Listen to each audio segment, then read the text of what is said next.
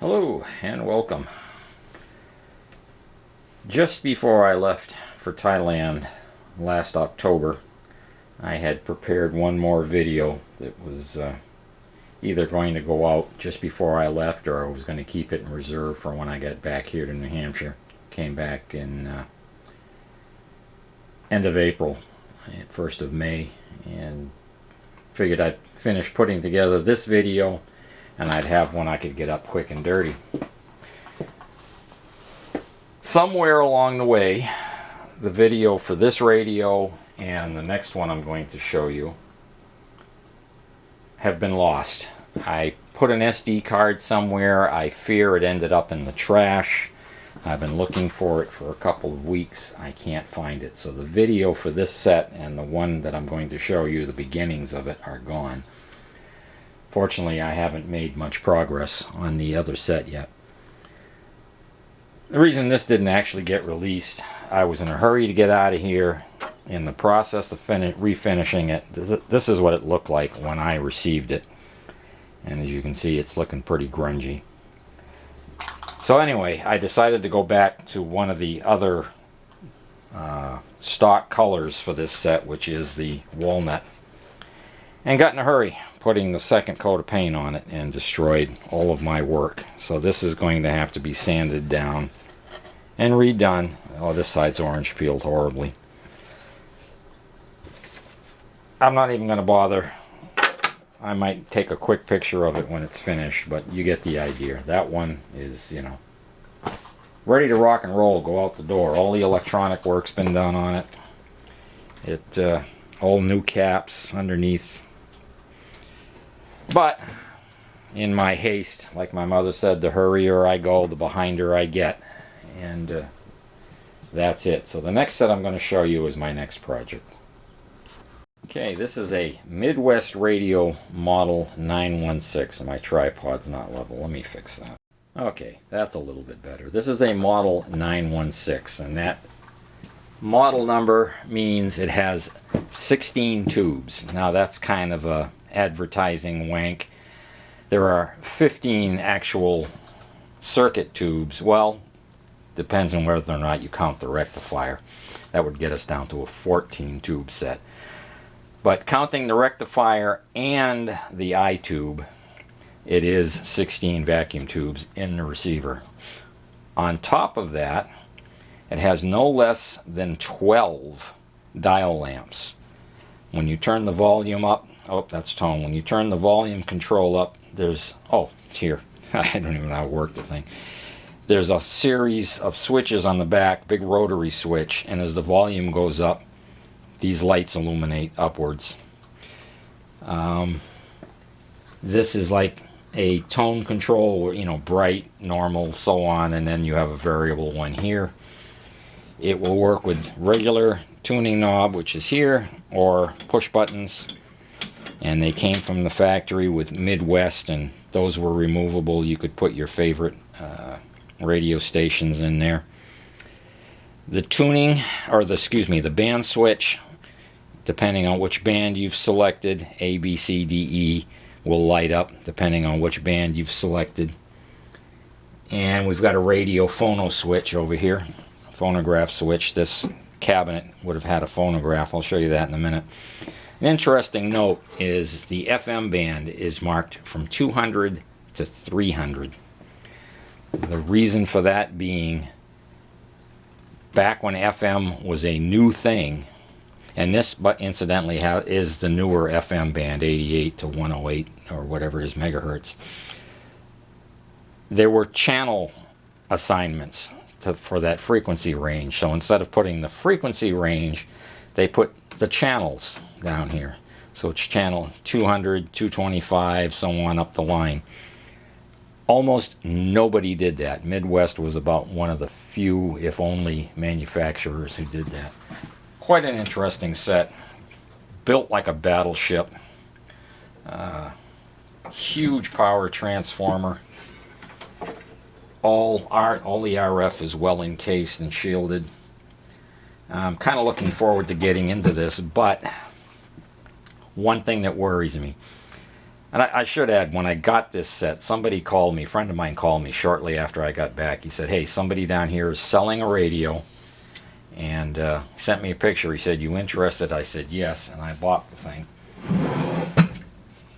There, incidentally, is one of these, just the chassis for sale on eBay. The guy wants $100 for it, which is like 4 times what I paid for the whole getup. But the antenna strip here, there's a ground, and then the FM antenna would have been on 2 screws here. Somebody yanked that out, and the wires for the coil are just hanging down there. I'm hoping when I get into this that there's no damage internally on the RF section. I haven't gotten that far yet. I really don't want to buy that other set just for that one piece, and I can't find a 3-screw terminal strip either that has the correct spacing. But we'll get into that later on down the road. That's part of the story. The cabinet is in very good condition other than the finish. It needs to totally be refinished. But this is a very simple cabinet, and I really, sorry about the parallax in my lens here, or the distortion, excuse me, that's, what is it, spherical distortion. At any rate, you had places down here for your 78 RPM records. The radio itself is inside here, and your phonograph would have been over here. This came without a phonograph. I found a Midwest phonograph on eBay, had it shipped to me, and there's only one way to say this, excuse my French, the fucking moron didn't put any packing around it, and the spindle for the automatic record changer snapped off because it was carrying the full weight of the phonograph in a cardboard box. The guy was a freaking idiot. So where I'm going to find another Midwest turntable to fit this, I don't know. I'll probably never find one. When I got the unit, these 2 speakers were inside the cabinet. This one was facing down, mounted to the bottom of the cabinet. And this one was mounted pointing out in the front. And my assumption was it was just a downward facing woofer. I said, boy, that's unusual for that time period. This is from the 40s. Turns out this is the original speaker. It has an open voice coil. They mounted it down in the bottom of the cabinet so they could use the field coil for a filter choke for the power supply. It had the output transformer, and they just ran a couple wires. They pulled the 2 wires off of here, ran them over to this speaker so it had a front firing speaker. There's a guy down south who will re-voice coil that, but it's 75 bucks, not including shipping. I've got to come up with some kind of a crate to ship the thing down to him, and then pay shipping down and shipping back. So I'll end up paying probably a couple $100 just to get the speaker fixed. What else? Oh, there's a couple of places on the cabinet that started to delaminate, but they're not horrible, and I can use my glue injection trick to fix those. And again, as simple as this cabinet is, I should have no issues doing the refinishing. Unfortunately, I don't have David Tipton's woodworking skills, or his lathe, or his laser cutter.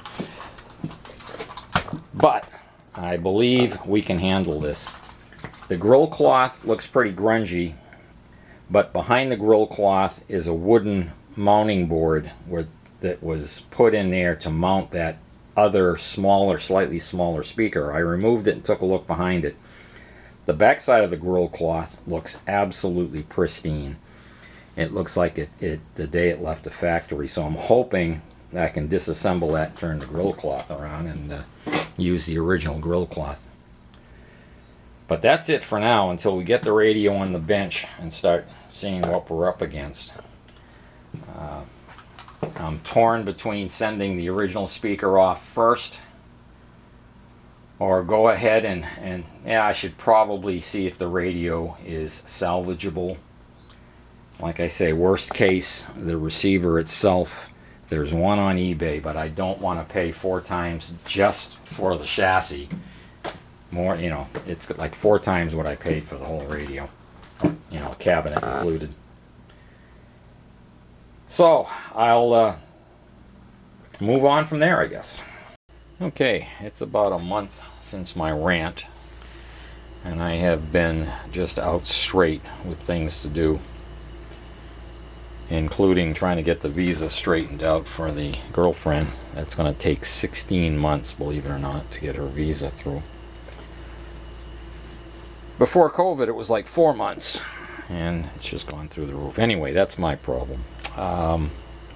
The speaker, as I mentioned, this is the original one, had an open voice coil. And it's a shame because this cone looks brand new. I mean, it looks almost like it's been reconed. It's so clean. I believe it's the original one simply because of the fact of everything that's going on in the radio. This was mounted down below. I found one on eBay, an original Midwest speaker on eBay, for what it would have cost me just to replace the voice coil, never mind shipping down to where I say it was, Kentucky, Tennessee, someplace down south. I would have had to pay shipping there, shipping back, plus a $75 charge for the voice coil to be replaced. This was cheaper, the cheaper option.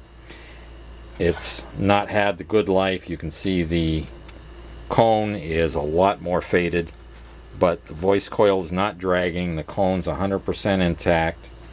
It has the original output transformer. It's the same part number, SP2A, and the part numbers down here match identically, and it has an original output transformer.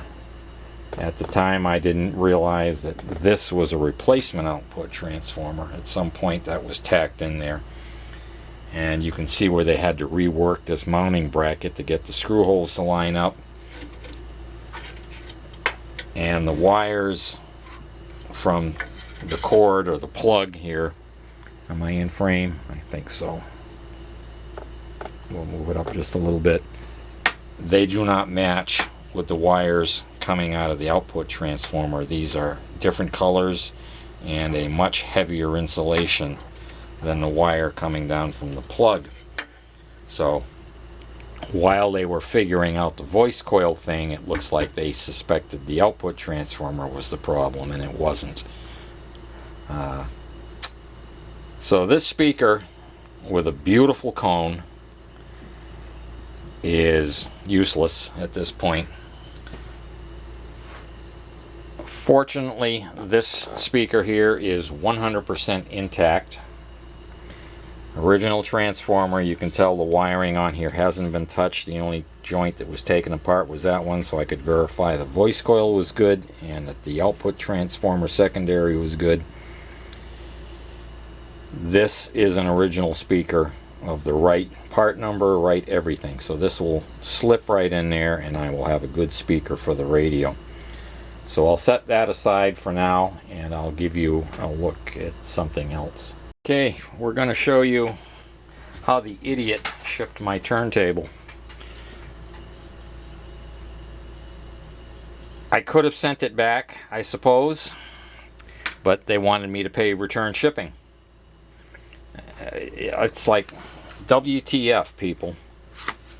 And this is how it was packed. This is the packaging. That's it.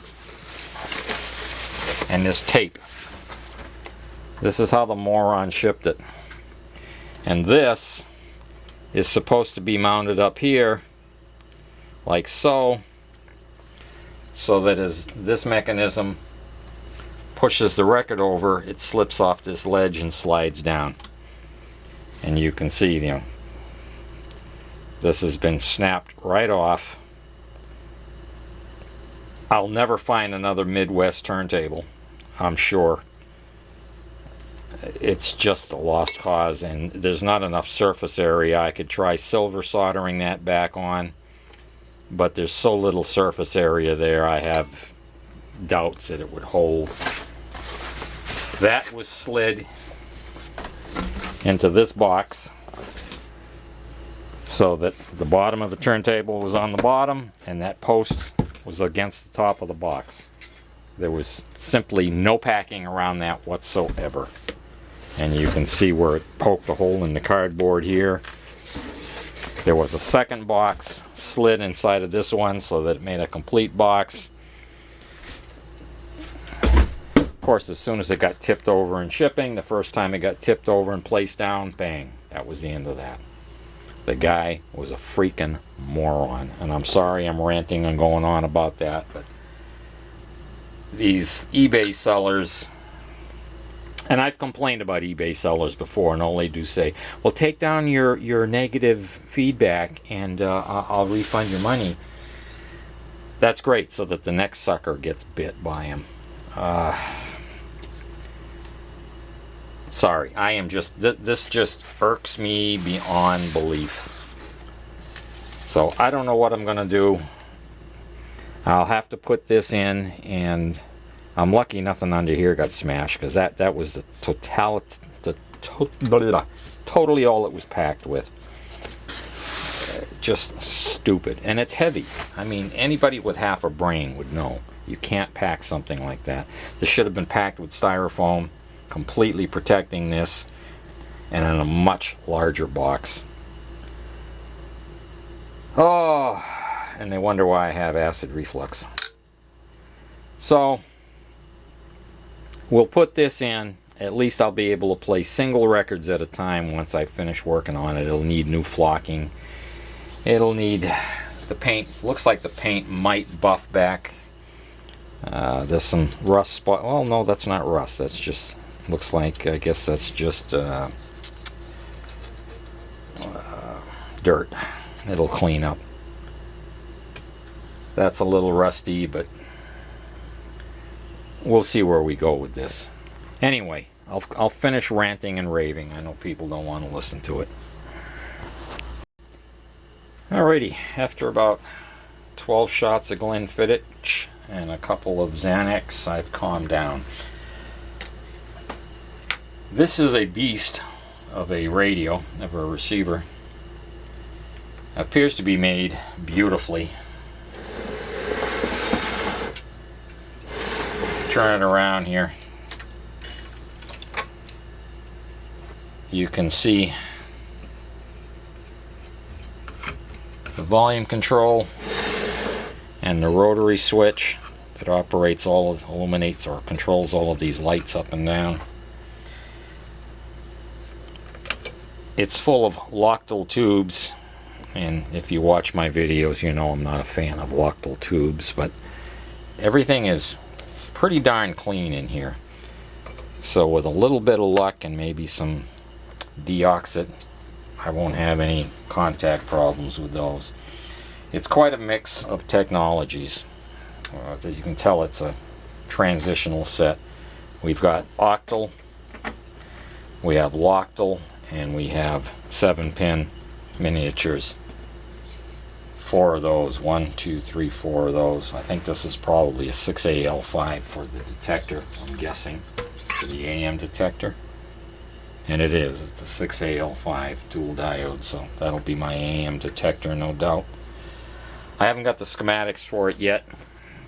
They're ordered, on the way. This is the terminal strip for the antenna. It's a 2-inch center to center between the rivets. I spent a lot of time on eBay looking for some of these tag strips. Found nothing that had 3 screws on a 2-inch spacing for the rivets. So what I think I'm going to do is cut this one up. It's pretty close. I'll have to drill another hole here. I'll remove this screw and it'll give me my 3 terminals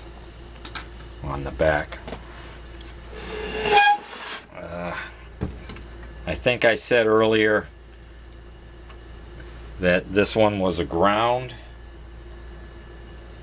but I'm not sure. Oh yeah, it says G, so that is a ground. I suppose, well, I should leave that, I suppose. I've got to find a 3-prong plug for the phonograph. The one that I bought is a 4-prong. It had remote off and on for the turntable and radio phonograph, where this one has the phonograph switch built in, but that is a genuine Midwest turntable. The odds of finding the exact one that goes with this are probably nil. You've got the AC outlets. I believe this also had a television function, if am I correct? Radio, phono, yes, television. So phonograph went here. I guess this would have been for TV. No, it says phonograph television, so. Oh, I know what that is. That's the AM antenna.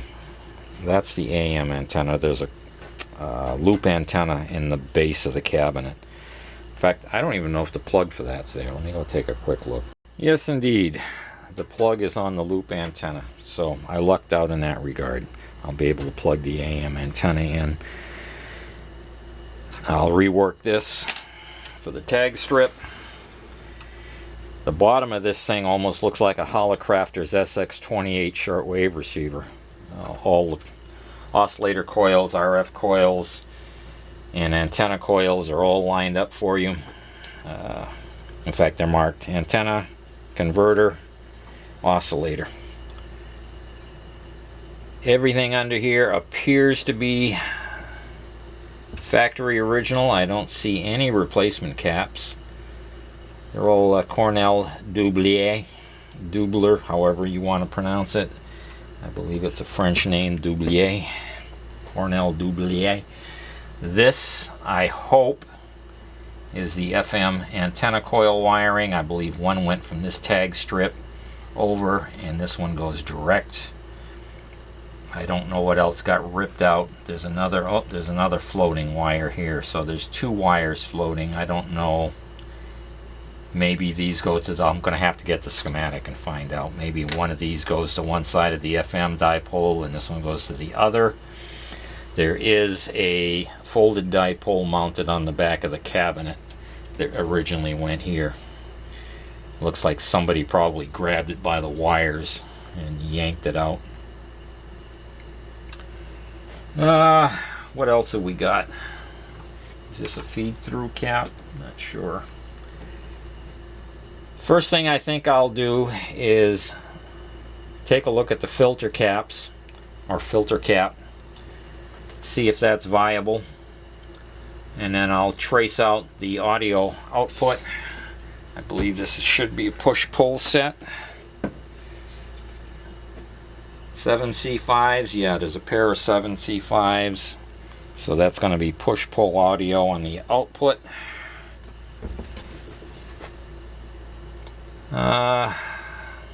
I'll make sure there's no capacitor to ground after the primary on the output transformer, because if that's shorted and you power it up, you can burn up your output transformer.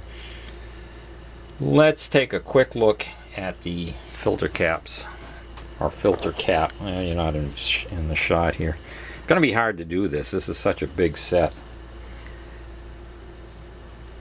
I'll tag into this with my little capacitor test rig that you've seen before, and we'll see if these caps are safe to power up. Alright, the electrolytic is marked 4 times 20 microfarad at 450 volts, and they're parallel together in pairs of 2, which means we've got 40 microfarads and 40 microfarads. I've got the power supply turned on, and we'll flip the test switch here and see what happens if this cap charges up. And I see nothing. No response at all. Let's try the other half. There should have been a blink as it charged. Nothing. Absolutely nothing. It looks like those caps are completely open. Oh, wait a minute. Duh, dummy. Turn on the voltage. Alright, let's try this again. Test. Nothing. Still nothing. Drawing a tiny, tiny bit of current, so that cap appears to be open. Let me try the other half.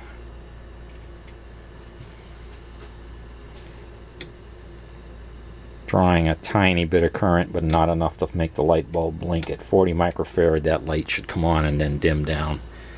So it looks like the filter caps are completely open. We'll have to deal with that before we go any further. Okay, that was a waste.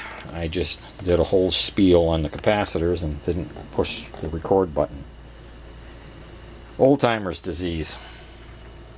I've got a pair of 40 microfarad. Make sure I discharge them both here. 40 microfarad 450 volt caps that will replace the electrolytic. I'll mount them inside the can and it'll look original. What I did when I initially tested is I went across the existing capacitors, and then with this test rig up here supplying about 125 volts DC through this lamp and this switch, you'll see the cap charge, and then when I go to the other position, discharge, charge, discharge. So that's a good capacitor. That's what I should have seen from the I'll leave it on discharge so I don't get bit. That's what I should have seen from the ones in the set if they were at all viable. And again, I can test my other capacitor here. Same thing. Charge, discharge, charge, discharge. So my new caps are obviously good, the old ones are bad. And if I connect back to the original caps and flip the test switch, you'll see that they are almost completely open, completely dried out. If I can get the test clip on there, there we go. If I flip to the test position, you see no light blink, and it's pulling a small amount of current, just about 5 milliamperes, which means they're leaking internally. And if I go to discharge, again, nothing. It just pulls about 5 milliamperes of current. They're completely dried out. Flip this to discharge, go to the other half. And I always perform this test. See, it's pulling under 5 milliamperes, 2 or 3 milliamps. You can see down here on the meter. There's no inrush of current. Those capacitors are dead. Excuse me. So for the time being, I'll just quickly bridge these internally. Do not do that, because what will happen is the capacitors that are in the set will eventually go short circuit and burn something up. But for a 5-minute test, I'll be alright. I'll have it running on dim bulb. I'm going to trace the circuitry out. I've got 2 across the line caps here. They've bridged both sides of the AC line to ground. I'll have to replace those so that I don't get lit up. I will be on an isolation transformer, but lately I've had several sets where those just went up in smoke almost as soon as I turned the set on. So I could just clip those out for the time being, replace them when I get a chance. I'll just clip them out of circuit for now. They're just across the line capacitors. We've got an 8 microfarad up here, which is likely a cathode bypass. That should be fine. It's rated 150. They typically don't see more than about 10 volts, if that.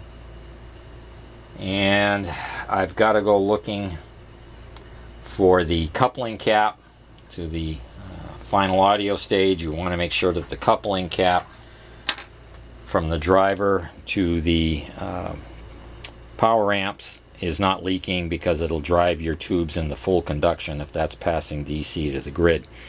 You should have minus voltage on the grid. A bad coupling cap's going to drive it into the positive regime, and the tube will be turned on hard, which is bad for the tube. So let me do a few things. I wish I had the schematics here to ride along with us. In fact, I might wait before I continue the video just for the schematic to come in so I can explain better what I'm talking about.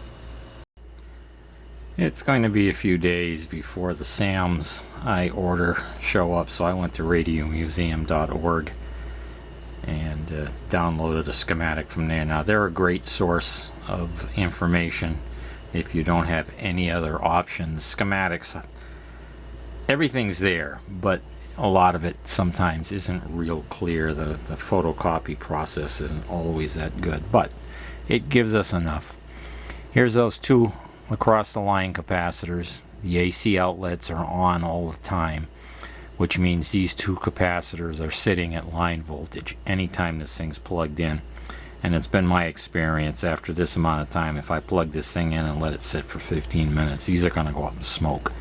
But I can just cut these off for the time being, or replace them with the proper across the line X or XY capacitors, because they're also going to ground. I'll probably change the plug to a 3-wire with a ground, seeing as this is a transformer set. Here's our push-pull audio output, and I mentioned changing the coupling caps. There's going to be two because this uses an inverter. You have your AM detector, which is a 7A6, and here's the 6AL5, which after thinking about it earlier, I said is probably the FM detector, and sure enough, the 6AL5. There's our FM detector, 7A6 dual diode AM detector. We go for the first audio, second audio, and the second audio is tied together with another 7A4, which is used to invert the signal because we're driving push-pull. Without this tube, you'd have to have an interstage transformer here to give you your positive going and negative going. Actually, it's going to be positive for both tubes, but it inverts it for the other half so they can run a Class B amplifier or AB amplifier and get a little more power out of this thing. Anyway, here's our coupling capacitors. I was just looking at them right here, 0.01 and 0.01. I'm going to want to change these before I put any power to the set. Otherwise, voltage, DC voltage from this anode is going to leak through here, drive this grid positive. Same condition here. These two tubes will overheat. Tubes are getting rare, folks, especially tubes of this vintage. They're not making them anymore. We want to preserve them as much as we can. So those two caps are a must replace before we do anything. My filter caps, here's 140 microfarad here, it's 220s combined, and the other 40 microfarad here, 220s combined. What else of note? I guess that's about it for now. Quick look at the IF strip here. I don't see anything of any danger here. Nothing going to ground. Okay, I should be able to get away with changing 2 caps. For the quick test, I'll just bridge over these two capacitors, but I will be removing that can and installing the 240 microfarad caps I have. And I'm up over half an hour at this point. And I know people start to lose interest real quick. This is going to be a long restoration between working on this set, getting all the alignments done, repairing the turntable and getting that back in working condition, and then refinishing the cabinet. So I'm going to break this one up into several pieces and we'll take it from there. I'm the Radio Mechanic. Thanks for stopping by. Please like and subscribe. It helps me a lot. It just takes a second to hit the like button, and it goes a long ways towards letting people see these. Perhaps I'm not the most interesting guy in the internet, but I do try to help out those, by explaining how some of this circuitry works. And by the way, I covered this inverter thing when I did the RCA console. I'll have to go back and find out which video that was, but in the reading list down below in the doobly-doo, you'll find a lot of information about reading material. to help you very clearly understand how these circuits work. This would be an hour-long video in itself. Okay, that's it for now. I'm the Radio Mechanic. Thanks for stopping, and we'll catch you on the next one.